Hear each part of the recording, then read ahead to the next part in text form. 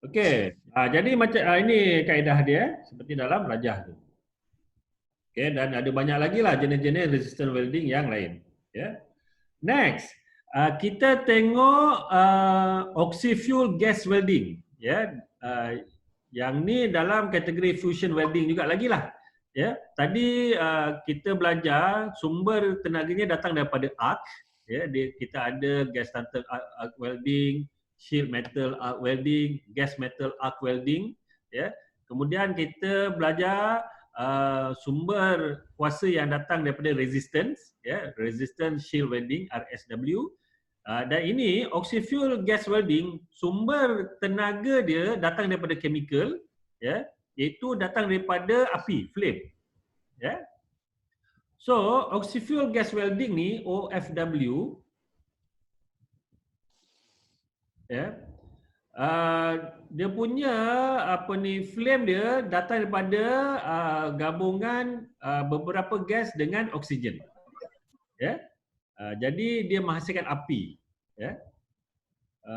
Dan selain daripada tu, oxy-fuel ni juga digunakan untuk cutting, memotong, ya, menggunakan api. Okey, jenis-jenis gas dalam oxy-fuel gas welding ni, ya, adalah acetylene, gasoline, hydrogen, inilah MPS, MAPP, propylene, butane. Ini adalah jenis-jenis gas lah yang digunakan sebagai sumber haba untuk menghasilkan api tu, flame. Ya. Okay, jadi kita ada oxy acetylene gas welding, ya, OAW. Ya. Itu adalah masuk dalam kategori OFW lah, oxy fuel welding, ya. Jadi yang kat sini dia guna gas oxy acetylene, ya, OAW. Okey, ini adalah most popular lah, ya, di mana dia punya temperature boleh sampai 3480 darjah Celsius. Ya. Jadi dia menggunakan flame, ya, dan juga ada filler. Filler is sometimes added, ya, di mana filler punya composition mestilah sama dengan base metal, ya, dan filler tu dia ada guna flux juga, ya. Kegunaan flux tu ialah to clean the surface dan juga untuk protect oxidation. Okey, jadi kita punya oxy fuel tu dia di kawasan ni, ya, dia punya sumber tenaganya daripada chemical, ya, di mana menghasilkan flame, ya. Shielding ni pun datang daripada flame, ya. Flame tu bertindak juga sebagai shield, ya. Dan kita ada OAW kat sini, oxy acetylene welding. Alright. Ini ya oxy acetylene welding. Kita punya flame ni, ya, dan flame ni sumbernya datang daripada oxy acetylene, itu mixture of C2H2 plus oxygen. Ya. Metil lah ni, C2H2, ya, metil dan juga oksigen. Ya, jadi oxy acetylene. Alright, dia menggunakan filler, ya, menggunakan filler. Ini adalah tindak balas dia lah untuk menghasilkan oxy acetylene tadi. Okey. Dan dia ada beberapa lagi proses dalam kategori fusion welding, ya, awak boleh baca tu. Kita ada electron beam welding, laser beam welding, electroslab welding dan juga thermite welding. Right? Jadi ini semua awak boleh baca. Okay, next kita ada solid state welding, ya. Solid state welding ni adalah kita tak ada fusion, ya. Tadi tu yang atas tadi tu semuanya fusion, ya, berlaku coalescence, gabungan, ya, gabungan di mana metal tu dia akan mencair ataupun menjadi bersifat plastik dan dia bergabung, ya. Itu adalah fusion. Okey.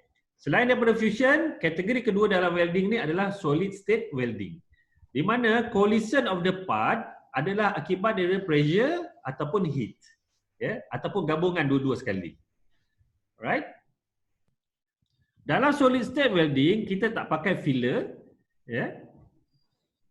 Dan macam mana dia boleh successful ialah sebab faktor untuk dia sukses ialah dia punya surface yang bergabung tu kita panggil faying surface, ya. Surface yang bergabung tu mestilah very clean, very close physical contact, ya.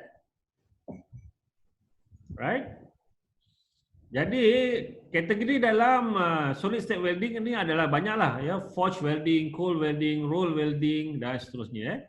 Semuanya ni tak ada fusion di antara surface. Alright. Jadi jenis-jenis dalam solid state welding ni awak boleh bacalah ya. Dia banyak.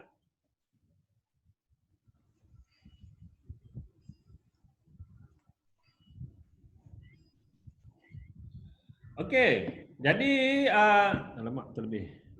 Itu adalah berkenaan dengan jenis-jenis welding Next ni kita nak tengok berkenaan dengan kualiti bagi welding pula ya. Untuk memahami kualiti welding ni kita kena faham weld joint punya structure ya. Weld joint punya structure khususnya yang datang daripada fusion welding, biasa bentuk dia macam ni ya. Kalau kita nak sambung dua metal yang bertembung ya, dua metal yang bertembung macam ni. Dua metal yang bertembung ni kita panggil dia sebagai butt joint. Ya, butt joint. Batu punggung punggung. Bersambung punggung lah ya. Butt joint. Butt joint ni macam ni ya. Antara metal yang belah kiri dan metal yang kanan kita nak sambung, kita lakukan welding. Jadi welding yang kualiti bentuk dia macam ni. Ya, yang atas ni dia lebar sikit, yang bawah tu kecil. Ya, so kita weld belah atas ni. Ya. Ya, jadi yang ni kiri dan kanan ni original structure, kita panggil base metal ya. Yang tengah-tengah ni ialah kawasan fusion zone, iaitu kawasan weld metal yang bergabung, sama ada datang daripada filler ya ataupun daripada metal tu sendiri. Lepas tu di antara fusion dan juga base metal ni kita ada kawasan kita panggil heat affected zone. HAZ ya, heat affected zone.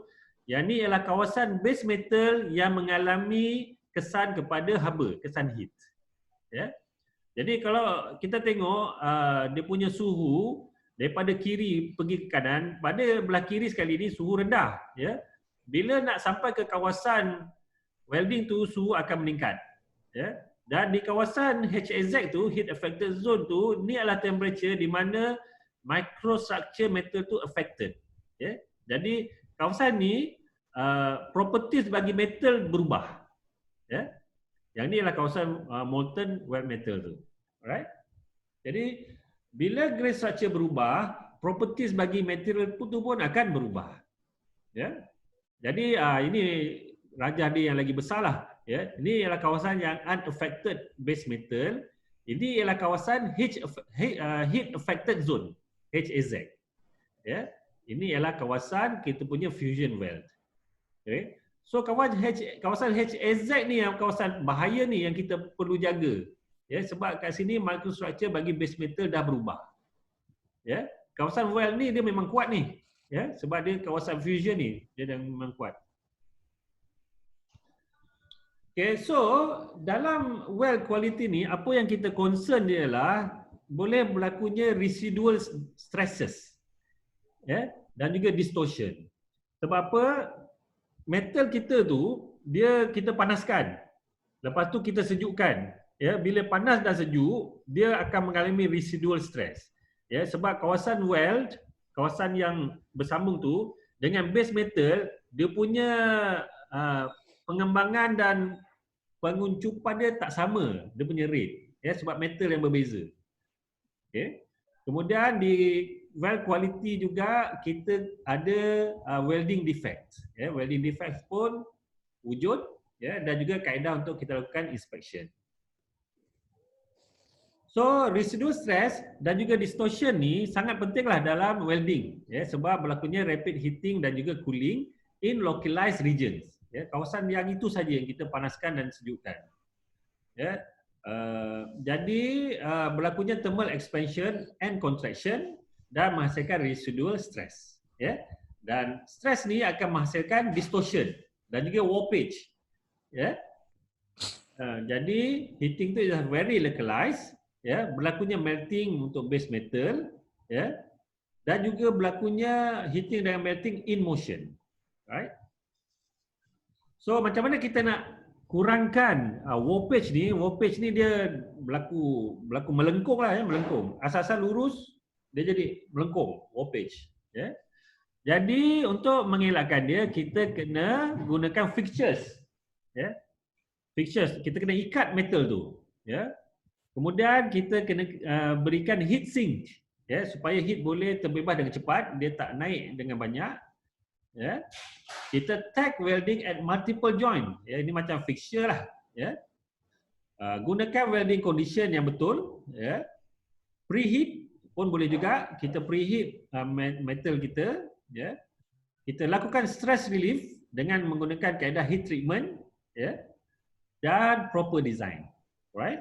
Itu semua boleh mengelakkan berlakunya warpage. Okay. Kemudian kita ada juga defect, ya. Awak boleh bacalah, dia ada crack pada welding, boleh berlaku cavities, boleh berlaku solid inclusions, boleh berlaku incomplete fusion, ya. Boleh berlaku undercut, underfill, overlap, ya. Ini semua masa awak buat welding dulu berlaku kan, ya. Kemudian ada misalignment, arc strike, spatter, ya, burn through. Ini semua welding yang tak pro lah kan. Alright. Jadi kemudian kita ada sifat kita panggil weldability, ya, kebolehan untuk suatu metal itu kita lakukan welding, ya. Dan dia ada beberapa faktor lah, ya. Bergantung kepada proses, bergantung kepada punya base metal, jenis filler metal, surface condition. Alright? Okay, next ialah design consideration. Ya, bila kita nak design suatu produk tu, apa consideration yang kita perlu ambil kira untuk memudahkan proses welding? Ya, kita ada suatu kaedah kita panggil sebagai design for welding. Ya, di mana suatu produk tu kita perlu design from the start as welded assembly. Ya, jadi kalau kita tahu bahawa produk tu kita nak lakukan proses welding, ya, jadi kita dah design dah siap-siap. Ya, kita nak lakukan proses welding. Bukannya kita design untuk kaedah yang lain. Ya, kita tak design sebagai casting ataupun forging, ya, dan juga jenis-jenis lain. Alright. Next ialah bila kita nak design tu, kita perlu minimumkan parts tu. Parts tu perlu as minimum as possible, ya, supaya kita boleh minimumkan welding kita. Ya, kita tak nak buat welding banyak sangat. Ya, so parts tu should be as minimum as possible. Ya. Sebagai contoh, gantikan proses welding dengan bending. Sebagai contoh, ya. Ya, jadi contoh kalau parts tu kita nak bengkok tu tak payahlah nak welding. Ya, kita bendkan dia. Itulah contoh dia. Right? Lagi bila kita design tu kena make sure supaya parts tu ada good fit. Ya. Sebagai contoh dia punya dimensi, kita tak naklah tiba-tiba ada gap. Ya. Kita nak dia bertembung ngam-ngam supaya senang kita lakukan welding. Ya. So kita tak nak yang macam belah kiri ni, kita nak supaya dia jadi belah kanan. Ya. Okey. Kemudian welding dia ada beberapa position, ya, yang sesuai, ya. So bila kita design, kita kena make sure welding kita adalah sama ada flat, ya, ataupun horizontal ataupun vertical, ya. Overhead ni yang kita perlu elakkan, ya. Jadi elakkan daripada kita perlu lakukan welding overhead. Okey, boleh? Boleh. Alright, bagus. Jadi itu adalah welding, ya. Boleh teruskan? Yes, boleh. Boleh. Okay. Jenis joining yang seterusnya adalah brazing, soldering dan juga adhesive bonding. Okay. Kita tengok brazing dan juga soldering dulu. Brazing dan soldering ni sebenarnya dia bawah kategori welding, ya. Dia sebab dia macam welding. Ya. Jadi dia brazing dan juga soldering ni dia guna filler metal, ya, to permanently join metal parts, ya. But there is no melting of base metal, ya. Metal yang asal tak berlaku melting, ya. Yang melt tu adalah filler saja. Itu beza brazing dan soldering ni berbanding dengan welding, ya. Kalau welding boleh berlaku melting of base metal. Brazing dan soldering tak berlaku. Okey, kenapa kita nak guna brazing dan juga soldering ni, ya? Kita gunakan untuk metals that have poor weldability, ya. Metal tu memang susah kita nak lakukan welding, ya. Lagi kita nak combine dissimilar metal. Sesuai untuk brazing dan soldering. Untuk dua jenis metal yang berbeza. Ya. Lagi kalau kita gunakan welding, dia akan menghasilkan intense heat. Kalau tak boleh intense heat, kita gunakan brazing dan juga soldering. Ya. Kalau suhu tak boleh nak tinggi. Ya. Sebab brazing dengan soldering ni suhu dia rendah. Okay. Geometry of joint not suitable for welding. Ya. Dan high strength is not required. Ya, sebab brazing dan soldering dia tak boleh high strength, ya, dia tak boleh untuk komponen yang mengalami strength yang tinggi. Okey, ini adalah adhesive bonding. Adhesive bonding ialah macam gum. Okey, kita tengok brazing dulu. Brazing ialah joining process in which filler metal is melted and distributed by capillary action between faying surface of metal parts. Ya, jadi kita ada filler metal. Metal tu melted, filler tu melted dan juga filler tu dia akan masuk menggunakan kaedah capillary. Ya. So no melting of base metal occurs dan filler metal ni suhu dia lebih daripada 450 darjah Celsius. But less than melting point of the base metal. Ya. So suhu yang kita perlukan untuk meleburkan filler tu adalah lebih daripada 450 darjah Celsius. Tapi tak boleh lebih daripada suhu melting base metal. Ya, so dalam range tu. Okay. Kalau soldering pula, soldering suhu filler metal tu bawah 450 darjah Celsius. So brazing ni dia suhu dia lebih tinggi dan dia punya strength dia lebih kuat. Ya, joining strength dia lebih kuat daripada soldering. Tapi tak sekuat welding lah. Alright. So apa perbezaan antara brazing dengan welding? Untuk brazing, any metals can be joined. Ya, dan juga dissimilar metal pun kita boleh join. Ya, metal yang berbeza. Can be performed quickly and consistently. So kita boleh jadikan dia high production rates. Ya, multiple joints can be brazed simultaneously. Kita gunakan less heat and power. Ya, tak ada problems with HAZ ni, heat affected zone. Macam welding tadi, ya. Joint areas that are inaccessible by manual welding process can be brazed, ya, sebab dia guna capillary action. Okay. Disadvantage dan limitation bagi brazing ni pula, joint strength adalah less, ya. Joint strength is likely to be less than the base metal, ya. Dia punya joint strength tu lebih kurang, dia punya strength dia berbanding base metal punya strength. Ya. High surface temperature may weaken the braze joint. Ya. Color of brazing metal may not match color of base metal. Kalau kita nak estetik punya advantage lah. Kalau welding kita boleh dapat color yang sama. Okay, ini adalah application bagi brazing kegunaan. Joint bagi braze boleh butt ataupun lap joints. Okay. Ini jenis-jenis butt joint lah, ya, butt joint untuk brazing. Jenis-jenis lap joint. Ini adalah filler metal untuk brazing. Ya. So filler metal dan juga metal yang digunakan lah. Okay. Ini kaedah kita lakukan proses brazing. So kita ada filler dan kita ada torch untuk meleburkan filler. Ya, ini adalah parts untuk joint. So filler ni dia akan melebur dan dia akan pergi ke tempat joint ni menggunakan kaedah capillary. Ya, so dia akan masuk menggunakan kaedah capillary. Alright. Dan kita panaskan filler tu selain daripada torch, dia ada kaedah-kaedah yang lain lah. Dia guna furnace ataupun induction ataupun resistance, deep brazing ataupun infrared. Ini adalah jenis-jenis untuk kita panaskan filler metal. Boleh? Boleh.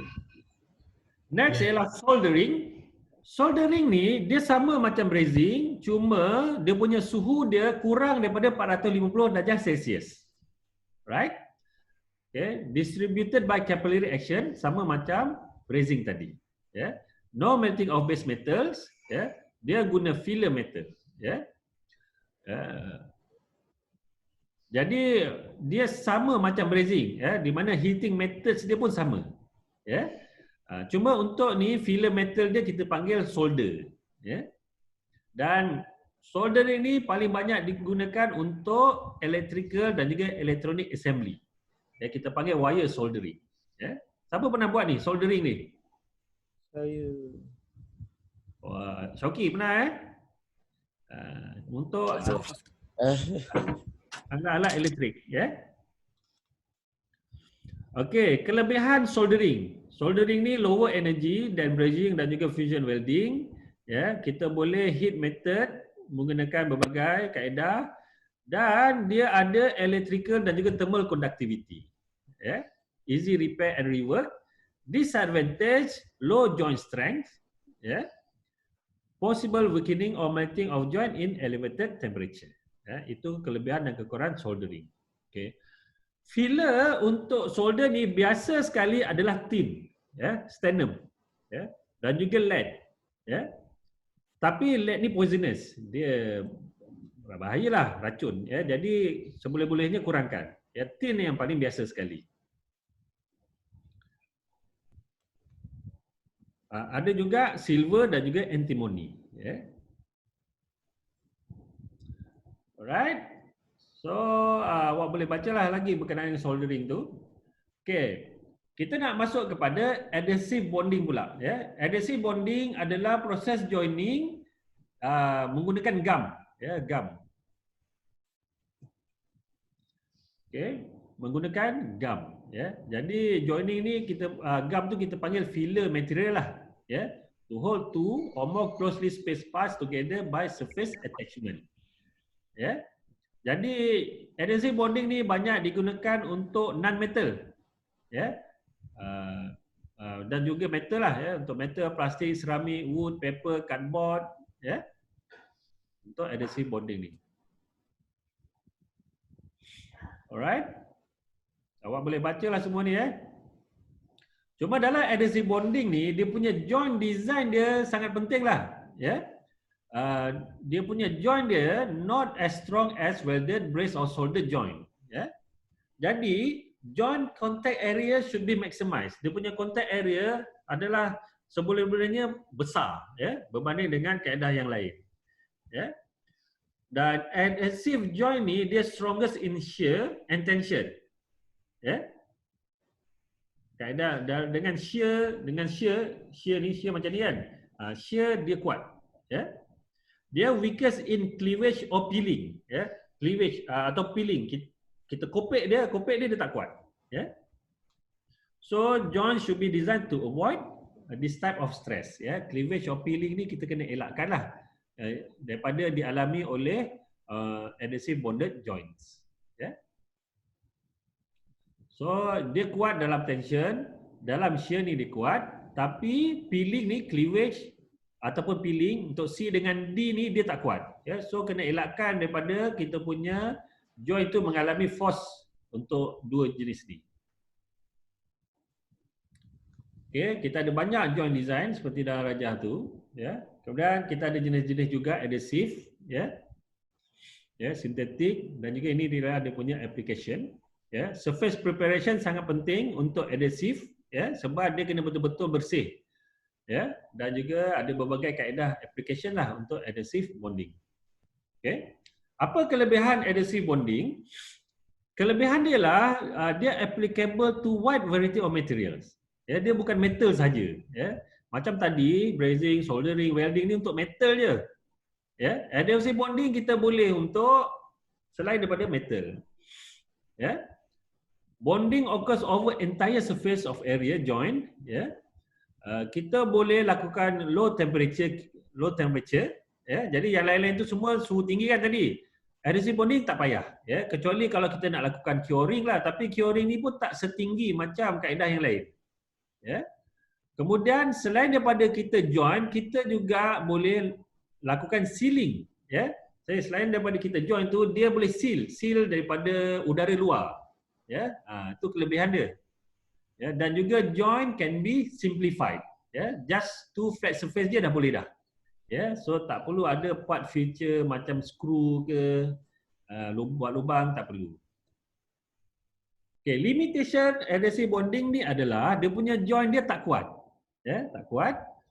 Dan adhesive must be compatible with the materials, ya. Kita tak nak berlakunya reaction, ya. Surface temperature are limited, tak boleh suhu tinggi sangat. Cleanliness and surface preparation sangat penting. Ya, dia perlu clean dan perlu lakukan surface preparation. Kemudian dia ada curing times. Ya, dia ambil masa. Lepas kita letak gam tu, kita kena biarkan dulu. So dia ambil masa. Dan inspection is difficult. Ya, berbanding dengan kaedah yang lain. Okey, boleh? Okey. Next adalah kita tengok kaedah joining yang keempat, ya, yang terakhirlah ya. Tadi kita ada welding, kita ada brazing, kita ada soldering, adhesive bonding. Yang kelima, ini yang kelima iaitu mechanical assembly, ya. Mechanical assembly ni ialah kaedah joining menggunakan bolt dengan nut lah. Yang paling biasa sekali, bolt, nut, screw, itu kita panggil mechanical assembly ataupun mechanical joining, ya. Jadi kita boleh guna threaded fastener. Ini screw dengan bolt, rivets and eyelets, ya, rivets, ya, mungkin awak pernah tengok rivet kan, ya, interference fits, ya, assembly menggunakan interference fit. Interference fit ni bermaksud dia tak ngam tau untuk kita lekatkan, tapi kita paksa juga. Tu, ya, antara male dengan female tu nak bersambung tak ngam, tapi kita paksa. Okey, kejap lagi nak habis masa tapi saya buat cepat-cepat ni. Boleh? So, Boleh. okey. Kemudian kita ada mechanical fastening, other mechanical fastening. Kemudian kita ada insert and integral fasteners. Ya, itu kaedah-kaedah dia lah. Okey. Dua jenis mechanical assembly yang utama iaitu sama ada methods that allow for the assemble ataupun methods yang create permanent. Ya. Kalau boleh diassemble ni ialah threaded fastener lah, bolt dengan nuts. Kalau rivet ni dia permanent. Kita tak boleh nak buka balik. Ya. Apa kelebihan mechanical assembly? Ya, yang pertama adalah low cost, dia murah. Ya. Ease of manufacture, mudah untuk kita hasilkan. Ya, easy in designing. Ya, kita nak design pun mudah. Ease of assembly, ya, mudah untuk kita pasang. Ya. Minimum special tool, relatively short time. And ease of disassembly. Mudah untuk kita buka balik. Itu kelebihan mechanical assembly. So ada banyaklah jenis-jenis tadi. Kita ada threaded fastener, kita ada screw, bolts dan juga nuts. Ya. Itu semua nak boleh baca lah. Jenis-jenis head styles, ya, self tapping screw. Ya, so ada kita pakai screw saja yang tak perlu kita buat lubang kan. Ini kita panggil self tapping screw. Ya. Kita ada thread inserts, ya. Ini semua awak pernah tengok. Washer, ya, biasanya screw kena pakai washer sekali. Ya, ada ni kelebihan dia. Dan masalah bagi bolt ni pula boleh berlaku over tightening. Right?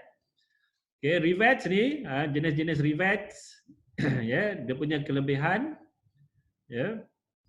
Kemudian kita ada interference fits, kita ada snap fits. Snap fits ni mungkin awak dah biasa tengok. Paling biasa sekali kat bag, kan? Kat bag sandang tu kita ada snap fit. Masuk je dia ada snap, lepas tu kena picit untuk buka balik. Itu dipanggil snap fit. Dan juga dia ada banyak snap fit digunakan dalam mesin-mesin juga. Kita ada retaining ring. Kalau kita punya nak sambungkan tu dalam bentuk silinder, kita boleh pakai retaining ring.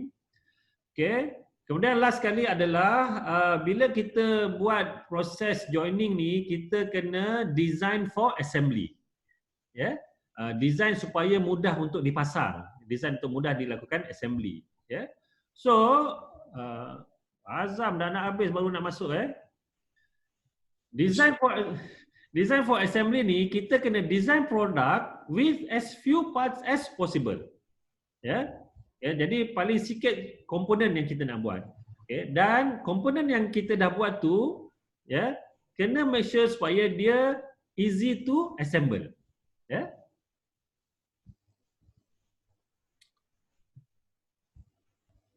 Right, so ini semua awak boleh baca lah. So itu saja. Habis dah pun.